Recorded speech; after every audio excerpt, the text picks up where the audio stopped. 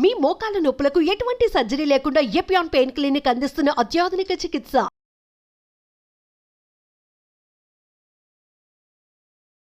అందరికీ నమస్కారం.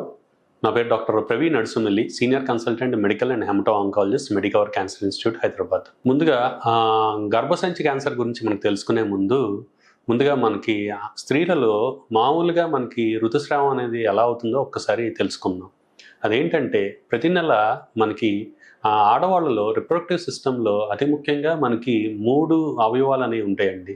వాటిలో అతి ముఖ్యంగా చెప్పుకోవాల్సింది ఏంటంటే కనుక అండాశయం అంటే ఓవరీ. దీని నుండి మనకి అండం అంటే ఓవం అనేది ప్రతి నెల మనకి ఒకటి రిలీజ్ అవుతుంది.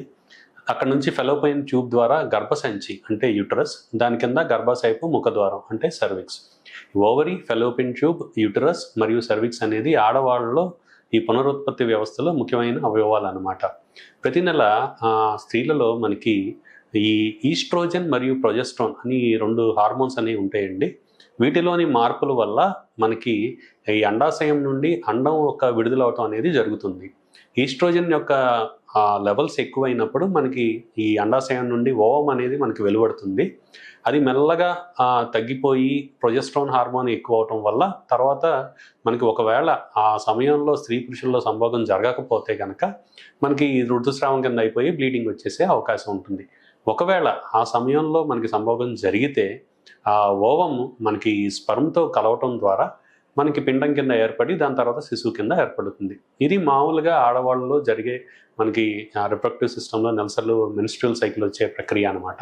ఇక్కడ మనం ముఖ్యంగా గుర్తుంచుకోవాల్సింది ఏంటంటే కనుక దీనికి ముఖ్యంగా మనకి ఈస్ట్రోజన్ మరియు ప్రొజెస్ట్రాన్ ఈ 2 యొక్క హార్మోన్ల వల్లనే ఈ ప్రక్రియ అంతా కూడా జరుగుతూ ఉంటుంది. ఈ ఈస్ట్రోజన్ ఎక్కువ అవటం వల్ల అలాగే ప్రొజెస్ట్రాన్ అనే హార్మోన్ తక్కువ అవటం వల్ల మనకు ఈ గర్భసంచిలో మధ్యలోని పొర, మనం దాన్ని ఎండోమెట్రియం అంటామండి.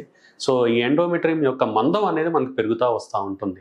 అతి ముఖ్యంగా ఏంటంటే కనుక ఇది నెలసర్లు ఆగిపోయిన తర్వాత ఈ ఈస్ట్రోజన్ యొక్క హార్మోన్ ఒకవేళ పెరిగినట్లయితే కనుక అదే పనిగా మనకు ప్రొజెస్ట్రాన్ తగ్గిపోయినట్లయితే కనుక, అనపోజిటివ్ ప్రొజెస్ట్రాన్ ఉన్నట్లయితే కనుక ఈ గర్భసంచి యొక్క మధ్య పొర మనకి ఎండోమెట్రియం అనేది మందం పెరిగినట్లయితే కనుక దాన్ని ఎండోమెట్రియల్ హైపర్ప్లేషియా అని అంటాం. ఒకవేళ దాంట్లో క్యాన్సర్కి సంబంధించిన మార్పులు కూడా వచ్చినట్లయితే కనుక మనం దాన్ని ఎండోమెట్రియల్ క్యాన్సర్ కింద మారే అవకాశం ఉంటుంది. ఈ గర్భసంచి క్యాన్సర్లో మనం ముఖ్యంగా చెప్పుకోవాల్సింది ఏంటంటే ఎండోమెట్రియల్ కార్సినోమా. ఇది ఇందాక చెప్పినట్టు ఈ ఈస్ట్రోజన్ హార్మోన్ పెరిగి ప్రొజెస్ట్రాన్ హార్మోన్ ఎక్కువగా లేనప్పుడు మనకి వచ్చే అవకాశం ఉంటుంది. దీనికి ముఖ్య కారణాలు మనం చూసుకున్నట్లయితే కనుక ఎర్లీ మెనార్కీ అంటే నెలసర్లు త్వరగా రావటం, అంటే 12 సంవత్సరాల కంటే ముందు 9-10 సంవత్సరాలు ఇంకా ఎక్కువగా ముందే రావటం. లేట్ మెనోపాజ్ అంటే నెలసర్లు ఆగిపోవటం, బాగా ఆలస్యంగా ఆగిపోవటం కానీ, అంటే 50-52 సంవత్సరాల తర్వాత ఆగిపోవటం కానీ, ఈ ముందు మొదలయ్యి చాలా ఆలస్యంగా ఆగిపోవటం వల్ల ఆ స్త్రీ యొక్క జీవిత కాలంలో సగటు ఈ నెలసర్ల సంఖ్య అనేది ఎక్కువగా ఉంటుంది. అంటే నెంబర్ ఆఫ్ సైకిల్స్ అనేది ఎక్కువగా ఉంటుంది.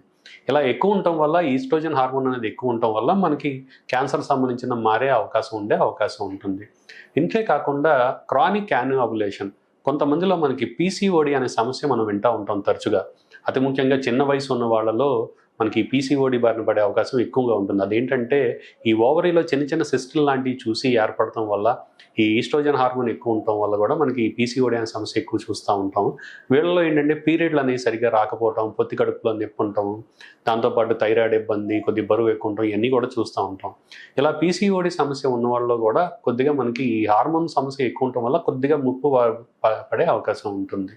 ఇంతేకాకుండా బరువు ఎక్కువగా ఉండటం, అంతేకాకుండా మనకి మిగతా జన్యుపరమైన మార్పులు ఉండటం వల్ల కూడా, అదేంటంటే కొన్ని రకాల mutations, mismatch repair gene mutations కానీ, కొన్ని రకాల జన్యుపరమైన మార్పులు ఉన్న వాళ్ళలో కూడా మన ఈ గర్భసంచి యొక్క క్యాన్సర్ బారిన పడే ముప్పు అనేది ఎక్కువగా ఉండే అవకాశం చూస్తూ ఉంటాం. కాబట్టి మనం ముఖ్యంగా గుర్తుంచుకోవాల్సిన వయసు పెరిగే కొద్దీ మనకి ఎండోమెట్రియల్ క్యాన్సర్ బారిన పడే అవకాశం అనేది ఎక్కువగా ఉంటుంది. నెలసర్లు ఆగిపోయిన తర్వాత మనం వాడే కొంతమంది ట్రీట్మెంట్ వాడుతూ ఉంటారు. పోస్ట్ మెనోపాజల్ హార్మోనల్ థెరపీ అంది. దాంట్లో కేవలం ఈస్ట్రోజనే కాకుండా ప్రొజెస్ట్రాన్ లేకపోవడం వల్ల కూడా ఈ ముప్పు అనేది ఎక్కువగా ఉండే అవకాశం ఉంటుంది. కొంతమందిలో టెమాక్స్ఫిన్ అని మన టాబ్లెట్లు, ఈ మాత్రలు కూడా వాడే అవకాశం ఉంటుంది. అది నెలసర్ల ముందు కొంతమందిలో బ్రెస్ట్ క్యాన్సర్ పేషెంట్లో వాడితే కనుక దానికి ఇబ్బంది లేదు, కానీ తర్వాత వాడినట్లయితే కనుక ఆ ముప్పు అనేది ఎక్కువగా ఉండే అవకాశం ఉంటుంది. కాబట్టి వీళ్ళలో తరచూ మనం పరీక్షలు చేసి ట్రాన్స్వజనల్ అల్ట్రాసోనోగ్రఫీ కానీ అవి కానీ చేసి చూసుకుని ఎండోమెట్రియల్ క్యావిటీ ఎండోమెట్రియం పొర యొక్క మందం అనేది మనం చూసుకుని అది ఒకవేళ 5 నుండి 7 సెంటీమీటర్ల కంటే ఎక్కువ ఉన్నట్లయితే కనుక మిల్లీమీటర్లు మనం తప్పనిసరిగా దాన్ని డైలటేషన్ అండ్ క్యూరటాజ్ అనే పద్ధతి ద్వారా చూసుకుని లేదా బయాప్సీ చేసి దాంట్లో ఏమైనా మార్పులు ఉన్నాయో లేదో చూడాల్సిన అవసరం ఉంటుంది.